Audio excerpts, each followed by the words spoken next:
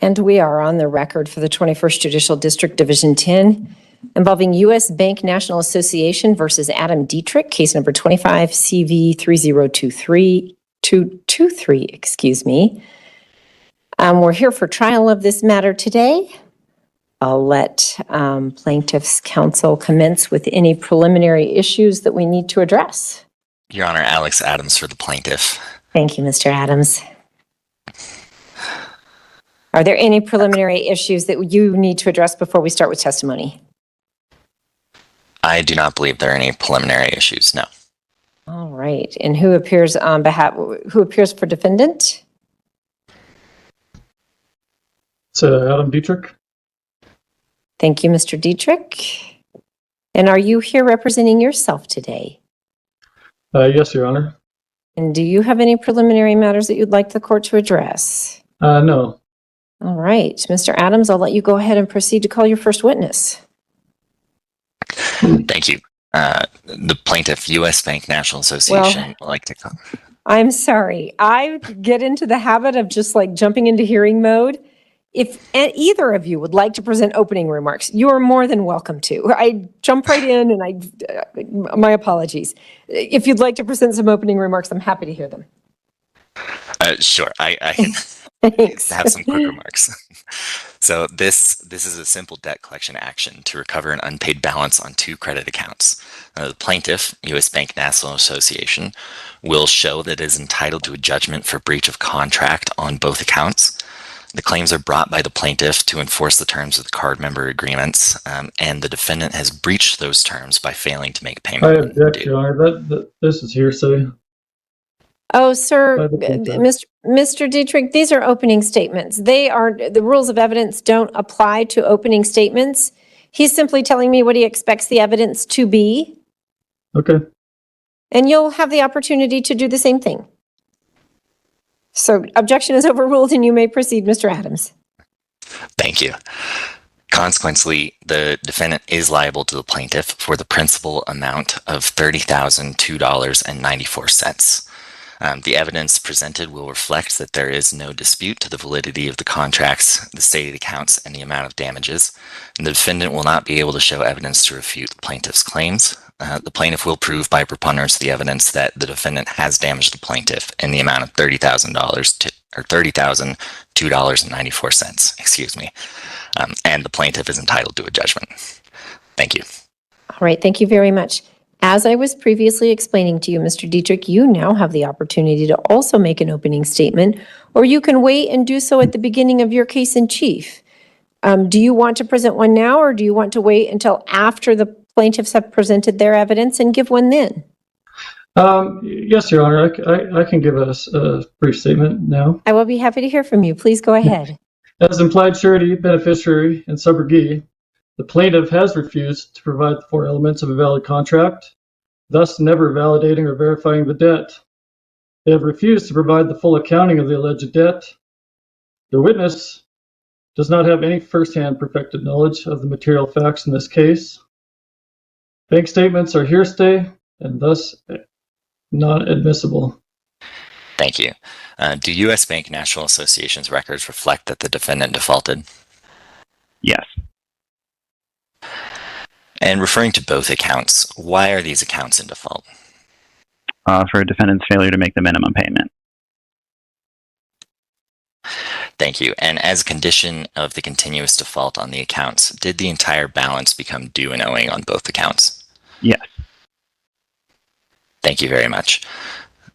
No more questions, Your Honor.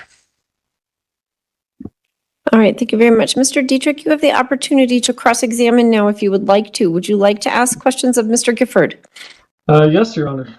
Go ahead. Mr. Is it Gifford? Yes. Okay. So as a reminder, you are under oath, penalty of perjury if you do not tell the truth, the whole truth, and nothing but the truth regarding your first-hand perfected knowledge of this material facts of this case. Do you know the definition of first-hand perfected knowledge?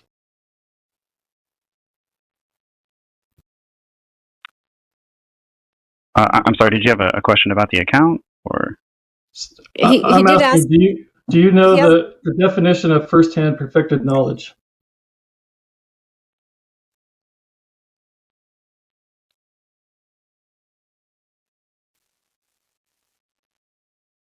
I'm just not sure what the question's relating to for this account.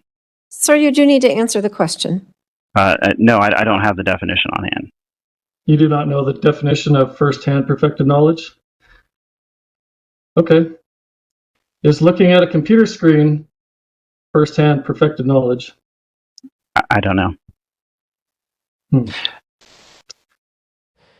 This debt collection trial is beginning to reveal the defendant's core strategy. Rather than disputing the balance itself, he's challenging the bank's evidence and the witness qualifications. As the cross-examination unfolds, the judge will have to determine whether these arguments can overcome the bank's documented account records. If you enjoy courtroom breakdowns like this, be sure to like the video and subscribe for more. Have you ever been employed with U.S. Bank? Yes, currently employed with U.S. Bank. Did you see a certified copy of the original wet ink signed contract between the plaintiff and the defendant? I'm sorry, can you say that again? Did you ever see a certified copy of the original wet ink signed contract between the plaintiff and the defendant? We don't have written contracts, it's card member agreements. So is that a yes or no? Did you see a wet ink signature contract between the plaintiff and the defendant? No. No. Are you a certified public accountant? No. No. What are the general accounting rules of credit card accounts? AKA GAAP. I'm not an accountant. I can't answer that. Right. Thank you. What is a T ledger? I'm sorry, can you say it again? What is a T ledger? A T ledger. I'm assuming that's something with accounting again. I'm not an accountant. Okay. So did you look at both sides of the ledger? I'm assuming that. We don't have a ledger that I review for credit card statements. Okay. What is the meaning of full accounting of an account?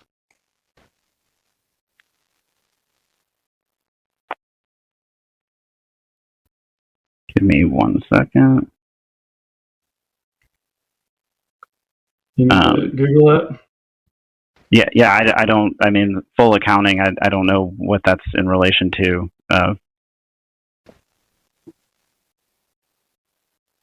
You don't know?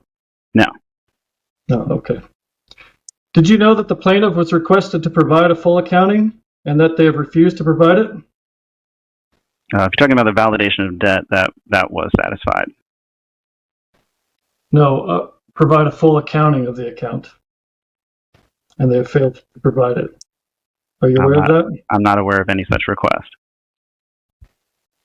Do you know what concealment is? It's when you refuse to provide exploratory evidence that would exonerate the other party and that the concealment is fraud. Have you or the plaintiff concealed the full accounting when asked for? No.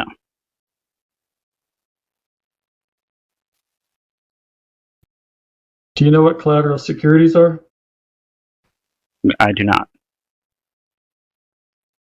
So were there any evidence of collateral securities associated with these accounts?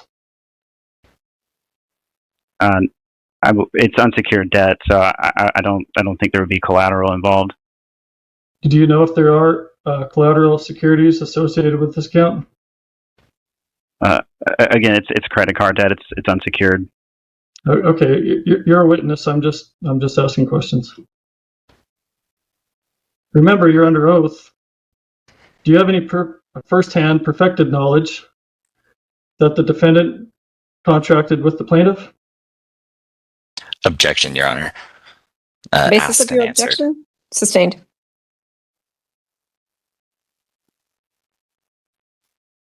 Sorry, what was that?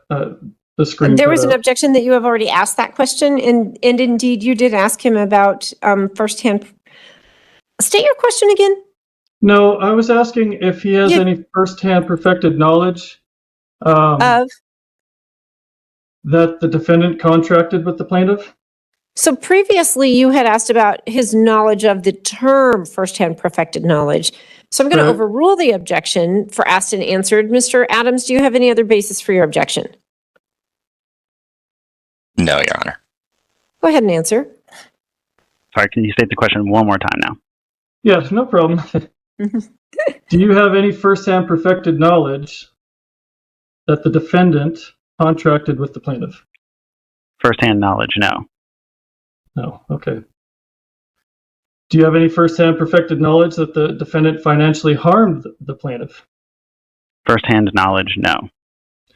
No. See, therefore, Your Honor, I move that this witness be ruled incompetent and all their testimony be stricken from the record. Do you wish to respond, Mr. Adams? Yes, this witness has already been qualified as an operations manager, a custodian of I would records. object to that. Hold on, let him finish and then you can present your response. Go ahead. Based on this witness's responsibilities with U.S. Bank National Associations and familiarity with the business records and the record keeping, this witness is a qualified witness.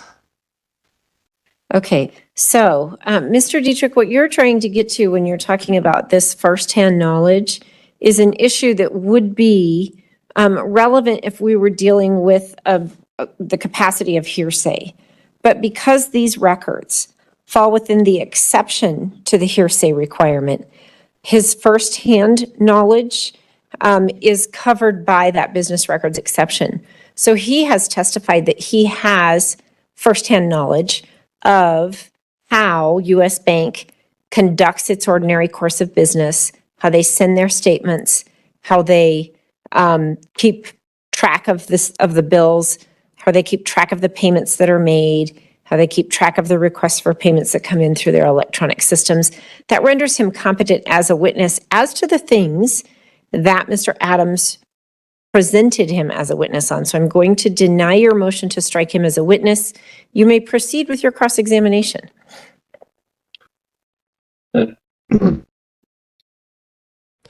key moment has just occurred. The defendant attempted to have the bank's witness declared incompetent, but the judge explained why business record exceptions allow this testimony to be considered. The court is signaling that documented banking records may carry significant weight as this case moves forward.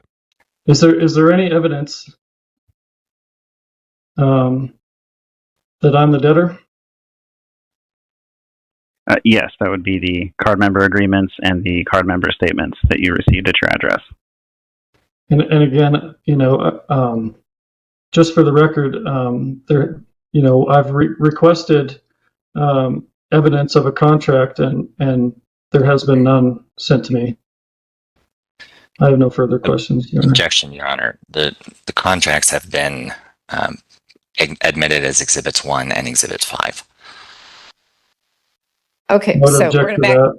we're going to back up a hot minute. The statement that Mr. Dietrich made wasn't a question, and so it was not properly submitted to this witness. And I'm going to sustain an objection on that ground. Mr. Dietrich will have the opportunity to present his own testimony, and if he wishes to present that statement at that time, then I can consider it at that time. But it's not a proper commentary on this witness's testimony at this time in the proceeding. Do you have any redirect questions you want to ask, Mr. Adams?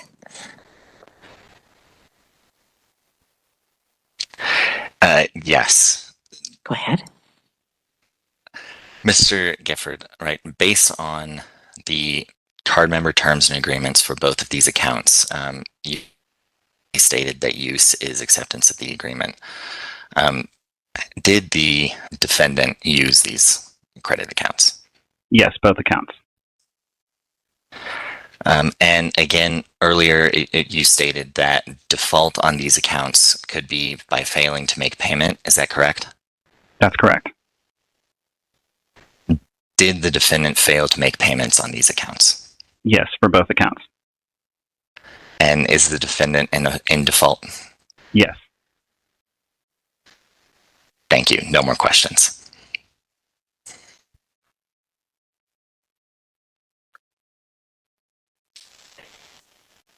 Thank you very much for your testimony, Mr. Gifford.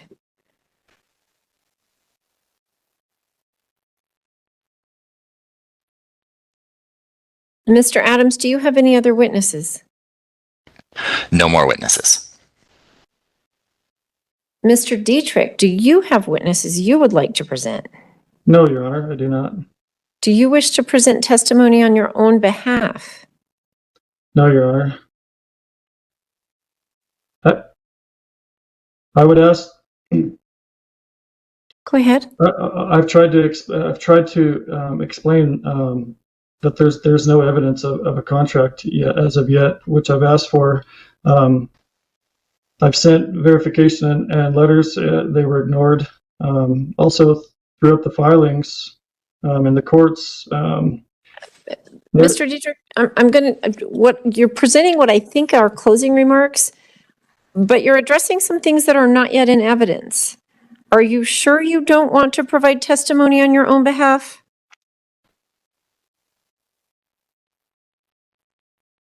I can provide a testimony. Raise your right hand. Do you solemnly swear that the testimony you provide before this court will be the truth, the whole truth, and nothing but the truth, subject to the penalty of perjury? Yes, Your Honor. When you're testifying on your own behalf, you don't have to ask yourself questions. You can just tell me the important factors you think I should consider. Go ahead. Can I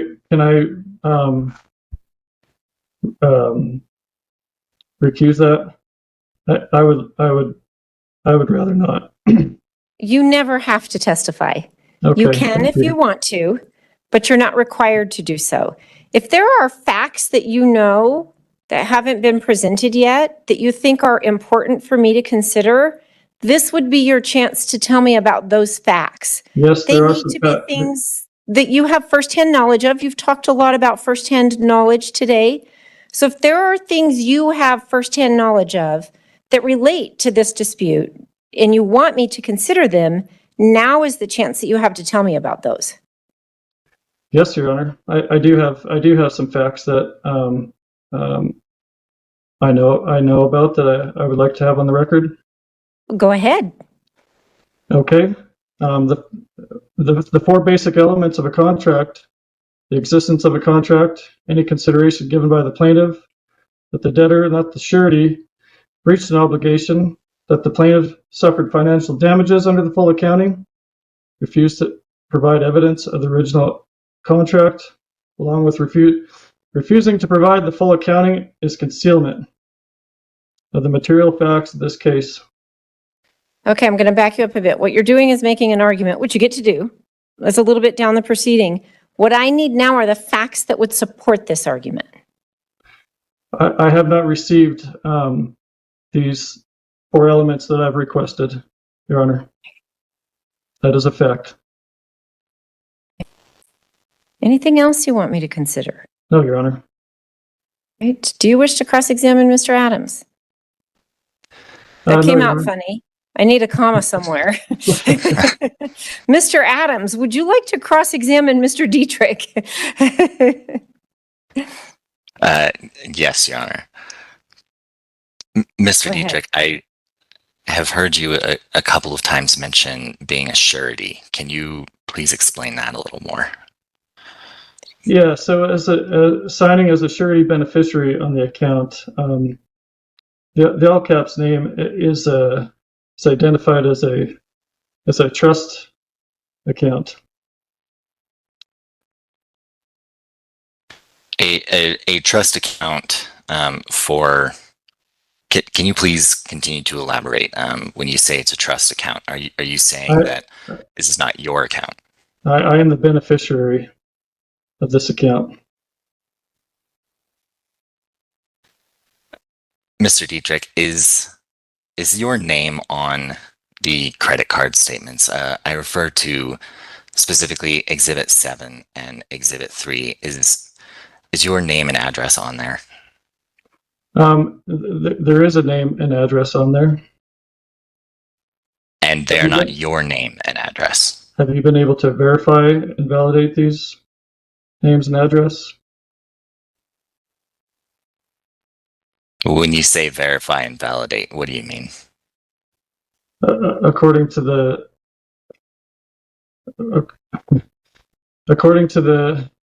rules of verification and validating debt,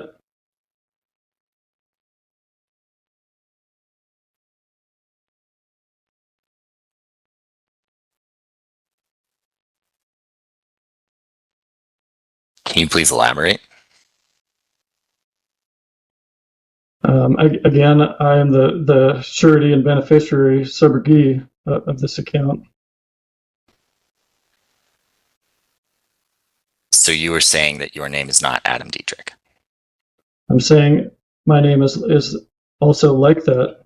I am not the all uppercase name that is presented on your exhibits.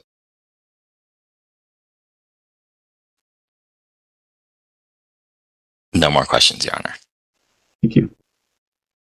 Mr. Dietrich, you have the opportunity to present what we would call redirect. You don't have to ask yourself questions, but if there's any factual statements you'd like to make in response to Mr. Adams' questions, you have the opportunity to do that right now. No, Your Honor. Okay. Then at this case, I'll entertain both of your respective arguments. Mr. Adams, as plaintiff's counsel, you get to go first. Please proceed. Thank you. U.S. Bank has shown that there are valid contracts that exist between the plaintiff, U.S. Bank National Association, and I'm sorry, am I still You're good. audible? We hear you, yes. Can you still I'm sorry, hear? yes. Okay, that's fine. As I was saying, U.S. Bank National Association did have a contractual relationship with the defendant, and as evidenced by Exhibits 1 and Exhibits 5, the credit agreements, Mr. Gifford has testified to the fact that use was acceptance of the agreements, making a valid contract. You have the offer, the acceptance via use, and the consideration is that Mr. Dietrich had the opportunity to use the credit accounts provided by U.S. Bank National Association, and U.S. Bank National Association provided the credit cards that enabled use of the credit accounts. Additionally, Mr. Gifford has testified to the fact and shown based on the exhibits entered, Exhibits 5 and 8, that Mr. Dietrich defaulted on the contracts by failing to make payments when they were due. And as in default, the full balance is due and owing. And Mr. Dietrich has damaged the plaintiff for the amount owed, which is a total of $30,002.94 with both accounts. That is still owed to the plaintiff. That is what is damaged. And based on the breach of contract, the plaintiff is judgment, or the plaintiff may receive judgment. Thank you. Thank you. Mr. Dietrich, do you wish to respond?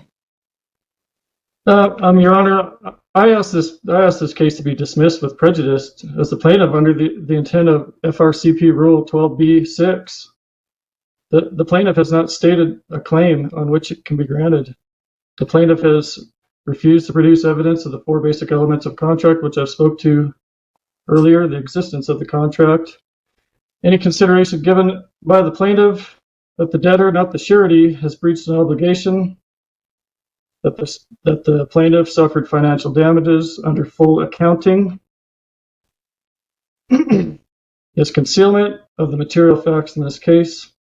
Concealment is fraud. I'm not an attorney, but and fraud vitiates all contracts. Therefore, I demand this to be dismissed with prejudice. Thank you. So you've referenced Federal Rule of Civil Procedure 12b-6. We don't follow the federal rules. This is state court, but Colorado does have a similar 12b-5, which would be motion for failure to state a cause of action. that is typically addressed earlier in the proceedings. What you're really asking me to decide is whether or not the plaintiff has proved his cause of action for breach of contract. And so I will address that accordingly. As you have reflected, the elements that are necessary for a breach of contract are that there was a meeting of the minds between two parties, that meeting of the minds set forth certain agreements that the parties agreed on, that one party received the benefit of that bargain and that the other party was damaged for one side not having complied with the benefit of that bargain. So we have to have an agreement. We have to have terms and conditions of that agreement that are sufficient to establish what the agreement was, that a person of ordinary prudence could establish.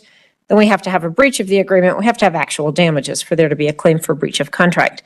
The evidence before this court establishes that there were two credit cards opened, a Platinum Visa credit card on a U.S. bank account and a Harley, exactly what that one was called.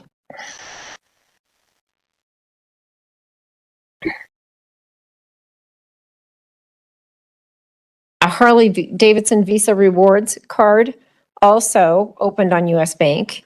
The statements in those, the statements for those accounts reflect that items were purchased. The testimony of Mr. Gifford establishes that U.S. Bank paid money to third parties for those items. Mr. Dietrich has conceded that he is the beneficiary of these cards. Thus, the court can make a sufficient inference that he received the goods that were paid for, as reflected in the statements that bear the name Adam Dietrich. Admittedly, the name Adam Dietrich is typed in all caps on these statements. Mr. Dietrich takes issue with whether or not that is indeed him, as opposed to him in some form of trust. There has been no evidence presented to this court that there was a lawful and valid trust established under the laws of the state of Colorado that would have opened and held this credit card and that would have been responsible for the payment of this credit card. The evidence before me is that Mr. Dietrich, as the admitted beneficiary of the goods of these accounts, has received the goods, did have knowledge of the accounts, did use the accounts. The information contained in the card agreement says that use of the accounts is acceptance of the agreement for the account. That's what created the valid and binding contract. Mr. Dietrich raises concern with whether or not a sufficient accounting has been presented to him on these credit card accounts. The statements themselves are the accounting that the statement agreements agreed would be accepted as the accounting. It doesn't have to be set forth in a 2-column ledger type of system that Mr. Dietrich was inquiring about, because that's not what the card agreements called for. The agreement between the parties indicates that the statements would be the accounting for the account. This is not a circumstance where someone else opened the account and Mr. Dietrich didn't have any knowledge about it at all, and someone else used the card in Mr. Dietrich's name, and he didn't get the benefit of the purchases. No evidence to that effect was presented to the court. That might create a different result, but there was certainly no evidence that Mr. Dietrich did not receive the benefit of these accounts. And on cross-examination, he confessed that he is indeed the beneficiary of these accounts. And so I am going to find that there was an agreement made on both accounts between Mr. Gifford and certainly for the benefit of Mr. Dietrich, that charges were made on the accounts, that U.S. Bank paid for the items that were made as a result of the charges on the account, and that it's reasonable for the court to infer that Mr. Dietrich did receive those goods, thus and that he has not paid these statements as is reflected by the evidence before the court. And thus, U.S. Bank has satisfied its burden of proving by a preponderance of the evidence that Mr. Dietrich is responsible for the amounts due on these accounts, and the court will order that Mr. Dietrich is required to pay the balances of the accounts, which specifically as to the Harley-Davidson account was $13,809.96. And specifically as to the Platinum Visa account was $16,192.98.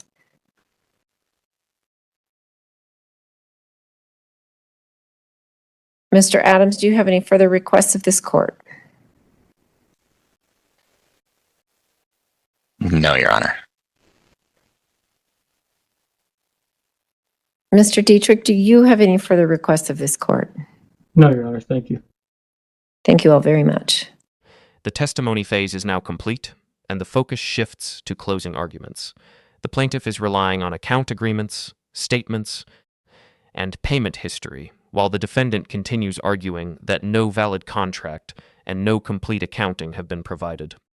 The judge will now evaluate whether the evidence satisfies the legal requirements for breach of contract. Final commentary, Vo placement. End of This's case centered on a straightforward debt collection action filed by U.S. Bank National Association against Adam Dietrich over 2 unpaid credit card accounts. Throughout the hearing, the bank argued that valid card agreements existed, that the defendant used the accounts, failed to make the required payments, and ultimately defaulted on both obligations. Representing himself, the defendant focused much of his defense on challenging the bank's evidence. He repeatedly questioned the witness about first-hand perfected knowledge, requested proof of an original signed contract, and argued that the bank had failed to provide what he described as a full accounting of the debt. He also raised arguments concerning trust relationships and distinctions between his personal identity and the name appearing on the account statements. One of the most significant moments occurred when the defendant asked the court to strike the bank's witness as incompetent. The judge rejected that request, explaining that the witness was qualified as a custodian of records and that the bank's records could be admitted under the business record's exception to hearsay rules. That ruling allowed the bank's documentary evidence to remain central to the case. During closing arguments, the plaintiff emphasized the existence of the credit agreements, the defendant's use of the accounts, the failure to make payments, and the resulting damages. The defendant maintained that the bank had not proven the essential elements necessary to establish a valid contract and asked for the case to be dismissed. After reviewing the testimony and exhibits, the judge ruled in favor of U.S. Bank. The court found that the accounts were opened, used, and benefited the defendant, that the card agreements established enforceable contracts, and that the account statements constituted sufficient accounting records. The judge concluded that the bank had proven its claim by a preponderance of the evidence. As a result, judgment was entered against the defendant for the balances owed on both credit card accounts, totaling approximately $30,282.94. If you enjoyed this courtroom breakdown, be sure to like the video, subscribe to the channel, and share your thoughts in the comments below.